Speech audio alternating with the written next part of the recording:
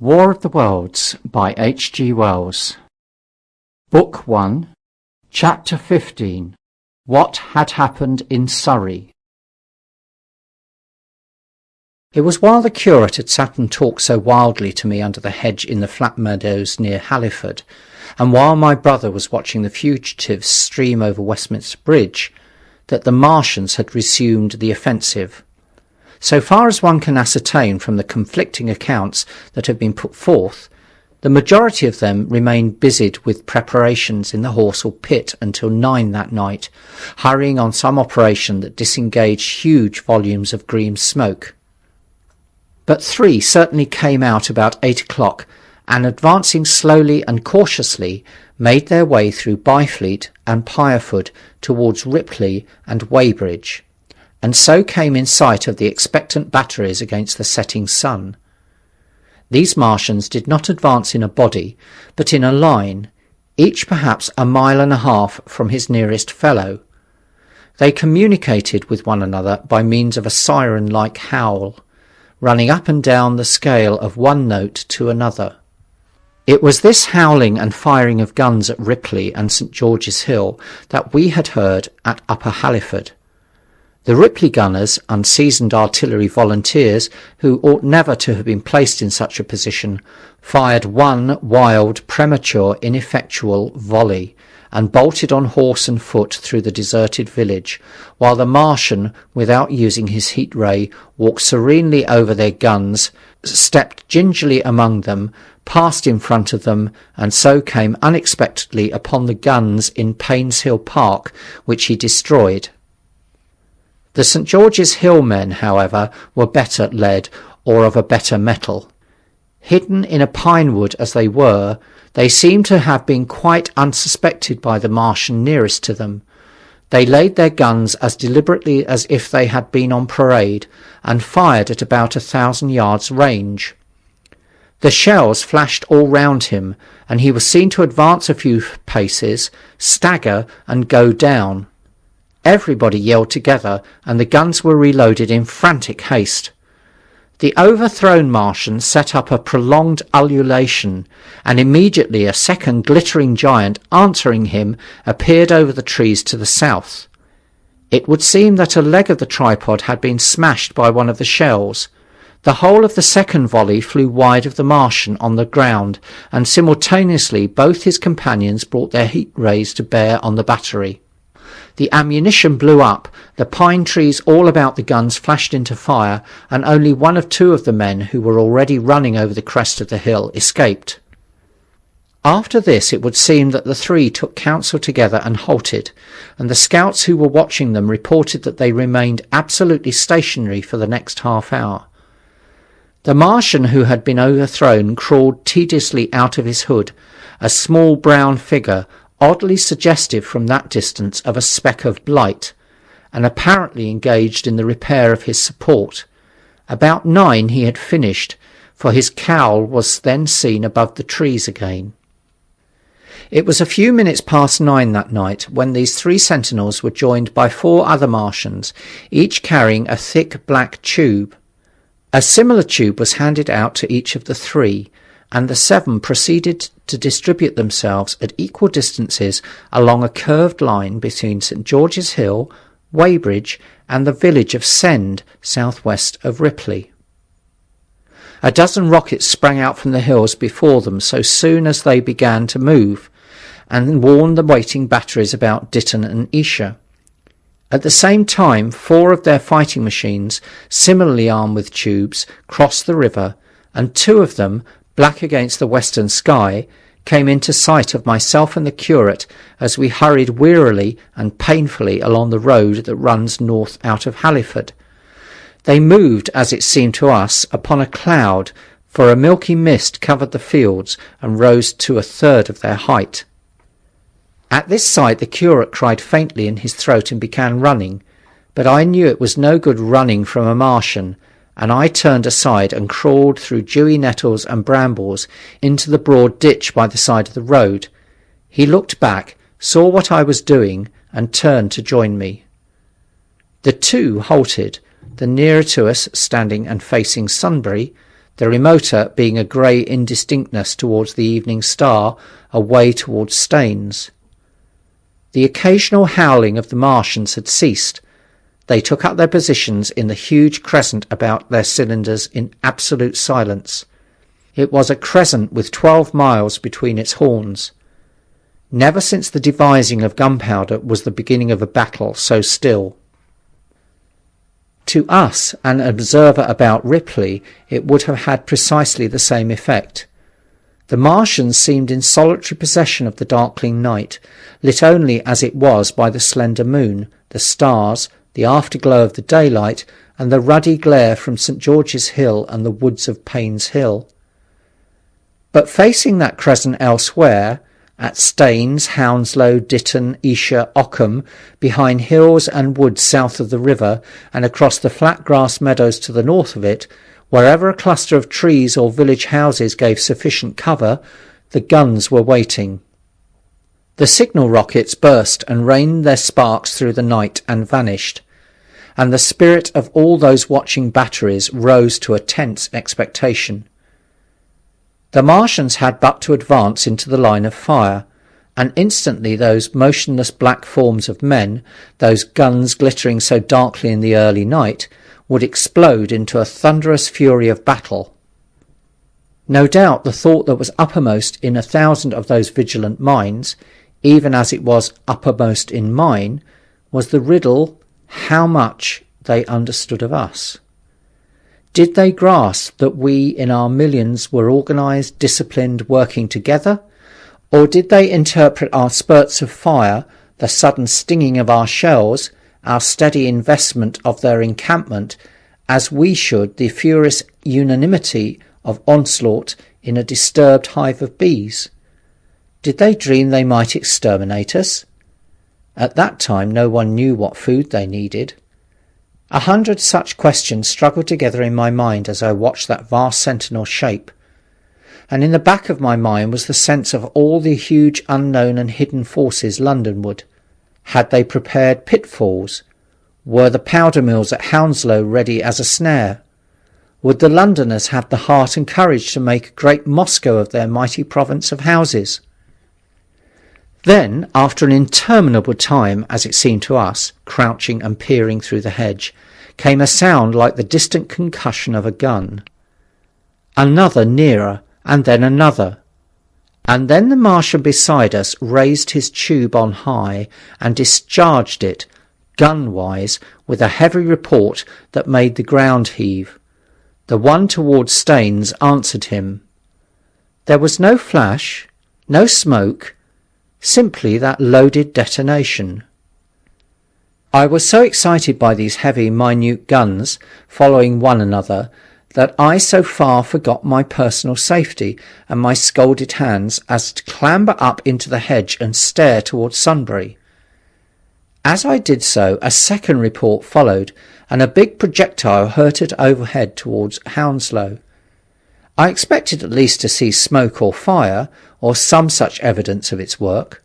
But all I saw was the deep blue sky above, with one solitary star, and the white mist spreading wide and low beneath. And there had been no crash, no answering explosion. The silence was restored. The minute lengthened to 3. "What's happened?" said the curate, standing up beside me. "Heaven knows," said I. A bat flickered by and vanished. A distant tumult of shouting began and ceased. I looked again at the Martian, and saw he was now moving eastward along the river bank, with a swift, rolling motion. Every moment I expected the fire of some hidden battery to spring upon him, but the evening calm was unbroken. The figure of the Martian grew smaller as he receded, and presently the mist and the gathering night had swallowed him up. By a common impulse we clambered higher. Towards Sunbury was a dark appearance, as though a conical hill had suddenly come into being there, hiding our view of the farther country. And then, remoter across the river, over Walton, we saw another such summit. These hill-like forms grew lower and broader even as we stared. Moved by a sudden thought, I looked northward, and there I perceived a third of these cloudy black kopjes had risen. Everything had suddenly become very still. Far away to the southeast, marking the quiet, we heard the Martians hooting to one another, and then the air quivered again with the distant thud of their guns. But the earthly artillery made no reply. Now at that time we could not understand these things, but later I was to learn the meaning of these ominous kopjes that gathered in the twilight. Each of the Martians standing in the great crescent I have described had discharged, by means of a gun-like tube he carried, a huge canister over whatever hill, copse, cluster of houses or other possible cover for guns chanced to be in front of him. Some fired only one of these, some two, as in the case of one we had seen. The one at Ripley is said to have discharged no fewer of 5 at that time. These canisters smashed on striking the ground. They did not explode, and incontinently discharged an enormous volume of heavy, inky vapour, coiling and pouring upwards in a huge and ebony cumulus cloud, a gaseous hill that sank and spread itself slowly over the surrounding country, and the touch of that vapour, the inhaling of its pungent wisps, was death to all that breathes. It was heavy, this vapour, heavier than the densest smoke, so that after the first tumultuous uprush and outflow of its impact, it sank down through the air and poured over the ground in a manner rather liquid than gaseous, abandoning the hills and streaming to the valleys and ditches and watercourses, even as I have heard the carbonic acid gas that pours from volcanic clefts is wont to do. And where it came upon water, some chemical action occurred, and the surface would be instantly covered with a powdery scum that sank slowly and made way for more. The scum was absolutely insoluble, and it is a strange thing, seeing the instant effect of the gas, that no one could drink without hurt the water from which it had been strained. The vapour did not diffuse as a true gas would. It hung together in banks, flowing sluggishly down the slope of the land and driving reluctantly before the wind, and very slowly it combined with the mist and moisture of the air and sank to the earth in the form of dust. Save that an unknown element giving a group of 4 lines in the blue of the spectrum is concerned, we are still entirely ignorant of the nature of this substance. Once the tumultuous upheaval of its dispersion was over, the black smoke clung so closely to the ground, even before its precipitation, that 50 feet up in the air, on the roofs and upper stories of high houses and on great trees, there was a chance of escaping its poison altogether, as was proved even that night at Street Cobham and Ditton. The man who escaped at the former place tells a wonderful story of the strangeness of its coiling flow, and how he looked down from the church spire and saw the houses of the village rising like ghosts out of its inky nothingness. For a day and a half he remained there, weary, starving, and sun-scorched, the earth under the blue sky and against the prospect of the distant hills a velvet black expanse, with red roofs, green trees, and later black-veiled shrubs and gates, barns, outhouses, and walls, rising here and there into the sunlight. But that was at Street Cobham, where the black vapour was allowed to remain until it sank of its own accord into the ground. As a rule, the Martians, when it had served its purpose, cleared the air of it again by wading into it and directing a jet of steam upon it. This they did with the vapour banks near us, as we saw in the starlight from the window of a deserted house at Upper Halliford, whither we had returned. From there we could see the searchlights on Richmond Hill and Kingston Hill going to and fro, and about 11 the windows rattled, and we heard the sound of the huge siege guns that had been put in position there. These continued intermittently for the space of a quarter of an hour, sending chance shots at the invisible Martians at Hampton and Ditton, and then the pale beams of the electric lights vanished and were replaced by a bright red glow. Then the 4th cylinder fell, a brilliant green meteor, as I learned afterwards, in Bushy Park. Before the guns on the Richmond and Kingston line of hills began, there was a fitful cannonade far away in the southwest, due, I believe, to guns being fired haphazard before the black vapour could overwhelm the gunners. So, setting about it as methodically as men might smoke out a wasp's nest, the Martians spread this strange, stifling vapour over the Londonward country. The horns of the crescent slowly moved apart until at last they formed a line from Hanwell to Coombe and Malden. All night, through their destructive tubes, advanced. Never once, after the Martian at St. George's Hill was brought down, did they give the artillery the ghost of a chance against them. Wherever there was a possibility of guns being laid for them unseen, a fresh canister of the black vapour was discharged, and where the guns were openly displayed, the heat ray was brought to bear. By midnight, the blazing trees along the slopes of Richmond Park and the glare of Kingston Hill threw their light upon a network of black smoke, blotting out the whole valley of the Thames and extending as far as the eye could reach. And through this 2 Martians slowly waded and turned their hissing steam jets this way and that. They were sparing of the heat ray that night, either because they had but a limited supply of material for its production, or because they did not wish to destroy the country, but only to crush and overawe the opposition they had aroused. In the latter aim they certainly succeeded. Sunday night was the end of the organised opposition to their movements.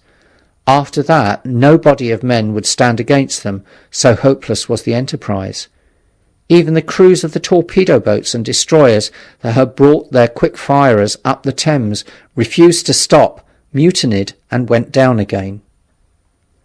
The only offensive operation men ventured upon after that night was the preparation of mines and pitfalls, and even in that their energies were frantic and spasmodic.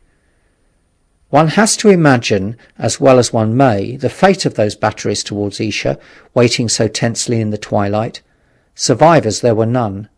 One may picture the orderly expectation, the officers alert and watchful, the gunners ready, the ammunition piled to hand, the limber gunners with their horses and wagons, the groups of civilian spectators standing as near as they were permitted, the evening stillness, the ambulances and hospital tents with the burned and wounded from Weybridge, then the dull resonance of the shots the Martians fired, and the clumsy projectile whirling over the trees and houses and smashing amid the neighbouring fields.